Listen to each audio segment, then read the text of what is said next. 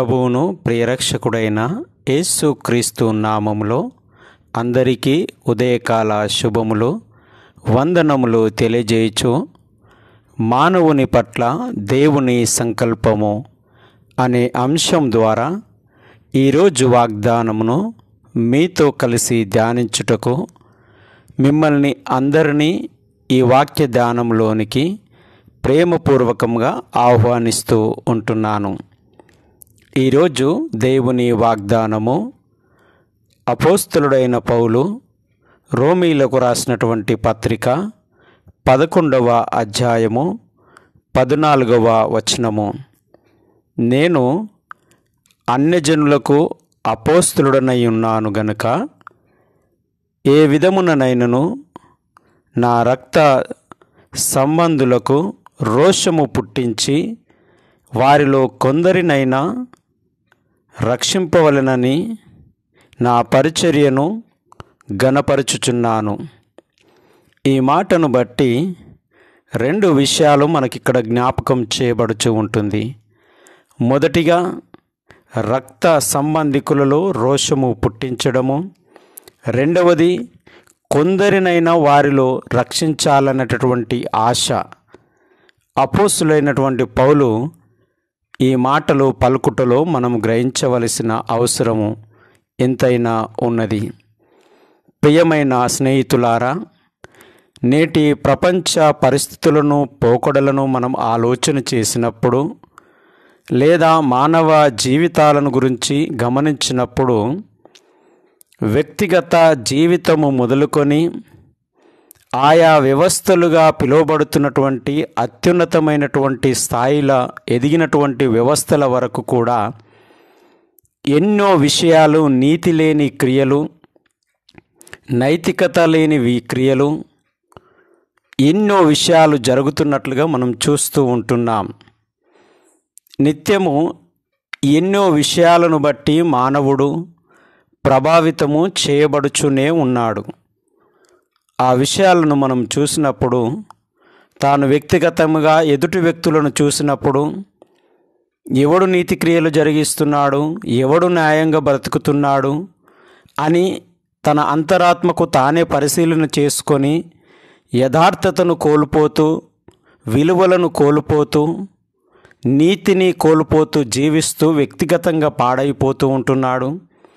ఏ కుటుంబంలో న్యాయం ఉన్నది, ఏ సమాజంలో న్యాయం ఉన్నది, ఏ వ్యవస్థలలో నీతి న్యాయములు జరుగుతున్నవి అనే విధముగా నిత్యము మానవుడు ఆలోచన చేస్తూ నీతి న్యాయములు కోల్పోయిన, అవినీతి క్రియలు జరుగుచున్న, మోసము అబద్ధాలతో, అసూయ పగ ద్వేషాలతో, పగ ప్రతీకారాలతో నింపబడినటువంటి సమాజములో లేదా మానవ జీవితాలలో స్వార్థపూరితమైనటువంటి బ్రతుకులను బట్టి ఎన్నో విషయాలను నిత్యము గమనిస్తూ, నేనొక్కడిని నీతిగా బ్రతుకుతేనే లోకం మారుతుందా, నా కుటుంబము నీతిగా బ్రతుకుతే లోకం మారుతుందా, నేను ఈ వ్యవస్థలో నేనొక్కడినే నీతిమంతునిగా పనిచేసినప్పుడు ఈ వ్యవస్థ మారుతుందా, లేదా ఈ సమాజంలో నేను ఒక్కనే నీతిగా బ్రతుకుతే, న్యాయంగా బ్రతుకుతే ఈ సమాజం మారుతుందా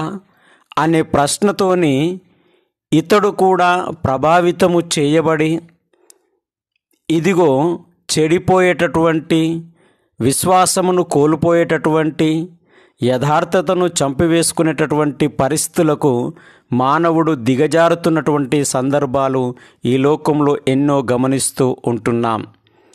ఇలాంటి సందర్భంలో చదవబడినటువంటి వాగ్దానమును మనం ఆలోచన చేసినప్పుడు అపోస్తలుడైనటువంటి పౌలు కూడా ఏ మానవాళినైతే దేవుడు నీతి న్యాయములు స్థాపించడానికి, విలువలను కాపాడడానికి, దేవుని ప్రత్యక్షతను పరిశుద్ధతను లోకానికి అందించడానికి ఎన్నిక చేసుకున్నాడో ఆ సమాజములో విలువలను దాటి, ఇదిగో వారు జీవిస్తున్నటువంటి విధానము అవినీతి, వారు కోల్పోయినటువంటి జీవితాలు పరిశుద్ధతను, ఇదిగో జీవిస్తున్నటువంటి సందర్భంలో వారు వారి జీవితాలలో ఏది అయితే కోల్పోయినారో ఆ తిరిగి వారిలో పునరుద్ధరించడానికి, మేలుకొల్పడానికి దేవుడు ఇదిగో పౌలును ఎన్నుకున్నట్లుగా మనం చూస్తూ ఉంటున్నాం.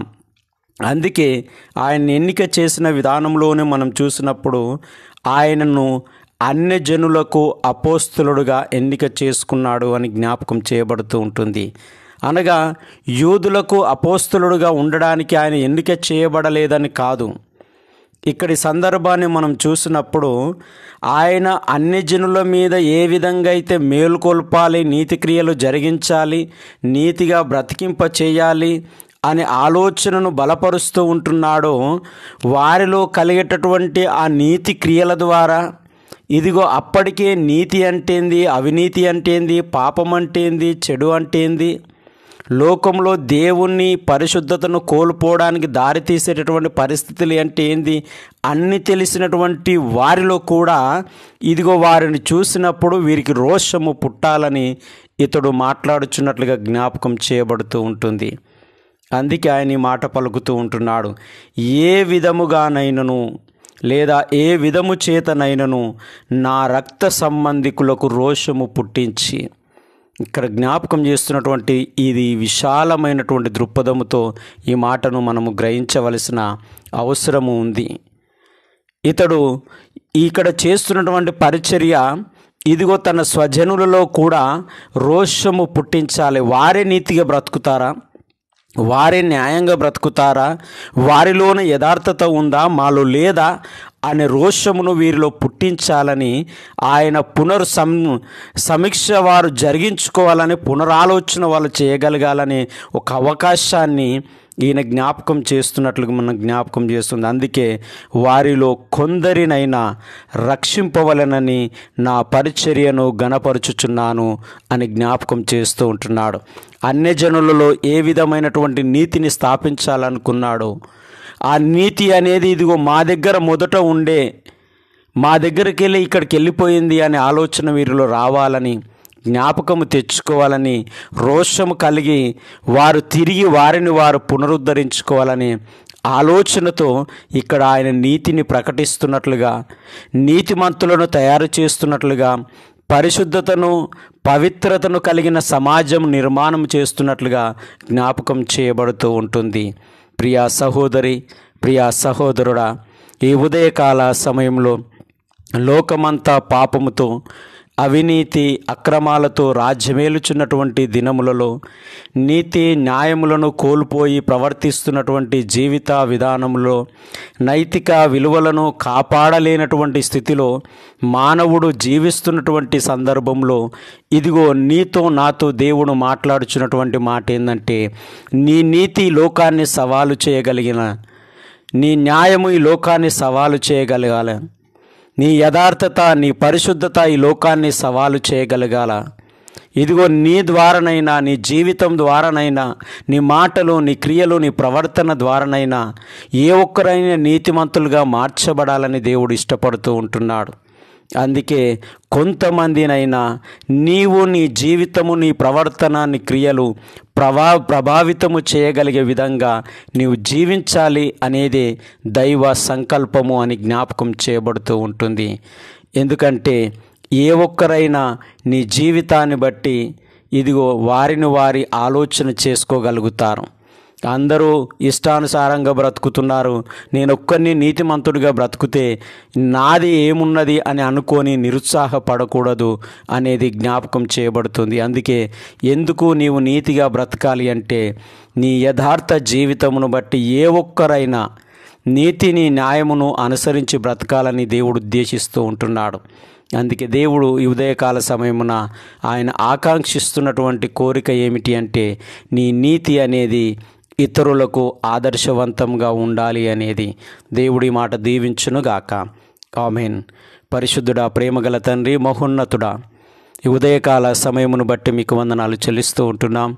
నిజమే ప్రభువా, లోకము దాని పోకడలతో పోతూ ఉంటున్నప్పుడు నీతిని న్యాయమును కోల్పోయి జీవిస్తూ ఉంటున్నప్పుడు, విలువలు సన్నగిల్లుతున్నటువంటి సమాజంలో మానవుడు జీవిస్తూ ఉంటున్నప్పుడు ఏది చూసినా యథార్థతను కాపాడుకోలేకపోతూ ఉంటున్నాడు, నీతిని కాపాడుకోలేకపోతూ ఉంటున్నాడు, సత్యమును గ్రహించలేక లేదా సత్యము చంపివేయబడుచు ఉంటే నేను ఒక్కరిని నీతిగా బ్రతకాలని నిరుత్సాహంలోనికి వెళ్ళిపోతున్నటువంటి దినములలో జీవిస్తూ ఉంటున్నాం. ఇలాంటి సందర్భంలో నీ వాక్యం ద్వారా మాతో బలపరిచినావు. ఏ ఒక్కరికైనా రోషము పుట్టించేటటువంటి ఆ నీతి క్రియలు, ఆ ప్రవర్తన మాలో ఉండాలని ఉద్దేశిస్తూ ఉంటున్నారు. నీకు వందనాలు చెల్లిస్తూ ఉంటున్నాం. ఇలాంటి జీవితమును ఈ వాక్యము వింటున్నటువంటి ప్రతి బిడ్డకు మీరు దయచేయమని ప్రార్థిస్తూ ఉంటున్నాం. లోకము ఏమైతుందని కాదు కానీ నేను ఏ విధంగా బ్రతకాలి అనేటటువంటి ఆలోచన కలగజేయమని ప్రార్థిస్తూ ఉంటున్నాం. ఉదయకాల సమయమున అక్కర్లతోనూ అవసరతలతోనూ విజ్ఞాపనలు ప్రార్థనలు చేస్తున్నటువంటి బిడ్డలను, కుటుంబ సమస్యలను బట్టి, ఆర్థిక ఇబ్బందులను బట్టి, అప్పుల బాధలను బట్టి బాధపడుచున్నటువంటి బిడ్డలను, అనారోగ్యము చేత పీడించబడుతున్నటువంటి బిడ్డలను, అయ్యా దేవా ప్రభువా అని కన్నీళ్లు విడుస్తున్నటువంటి బిడ్డలను మీ పాద సన్నిధికి తీసుకుని వస్తూ ఉంటున్నాం. మీరు కనికరించి దీవించి వారికి కావలసినటువంటి దీవెనలను, ఆరోగ్యములను, ఆశీర్వాదములను మీ నామంలో అనుగ్రహించి బలపరచుమని యేసయ్య పరిశుద్ధ నామమున ప్రార్థించి అడిగి వేడుకొనుచున్నాము తండ్రి. త్రియేక దేవుని యొక్క దీవెన, ఆయన నిత్య సమాధానము మనందరికీ తోడు నీడయుండి దీవించి ఆశీర్వదించునుగాక. ఆమేన్.